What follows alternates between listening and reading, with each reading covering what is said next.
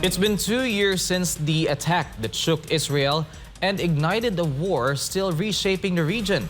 On October 7, 2023, Hamas militants crossed into Israel in a deadly surprise assault. Tonight, we look back at that day and the conflict that followed. Pol Montibon reports. October 7, 2023, Israel awoke to chaos.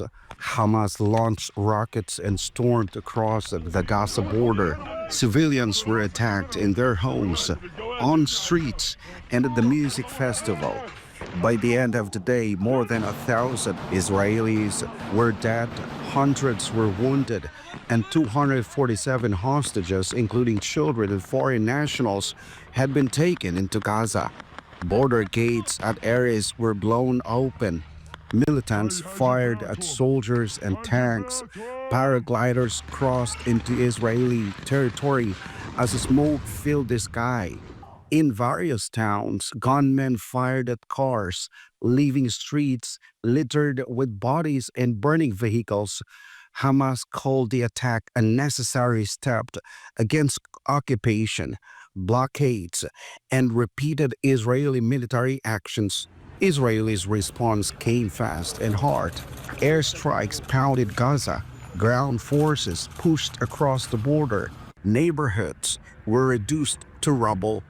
This is Gaza then, and this is Gaza now. 2 years on, Gaza's landscape is unrecognizable.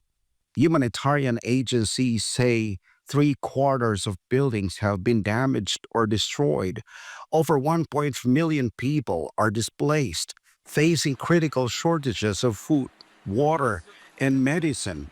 More than 67,000 people have died in the conflict so far. Meanwhile, an estimated 48 Israeli hostages remain in Gaza after being abducted during the Hamas-led attack. Of these, around 20 are believed to be alive, while the others are presumed dead. Today, mediators are in Egypt discussing indirect talks between Hamas and Israel over a U.S. proposed 20-point peace plan. It calls for a phased Israeli withdrawal, the release of hostages, and international oversight of Gaza's reconstruction. For Israelis and Palestinians alike, October 7 remains a day of grief and a reminder of a war that continues to reshape lives and the story on both sides. Reporting for Newsline World, this has been Pol Montibon, SMNA News.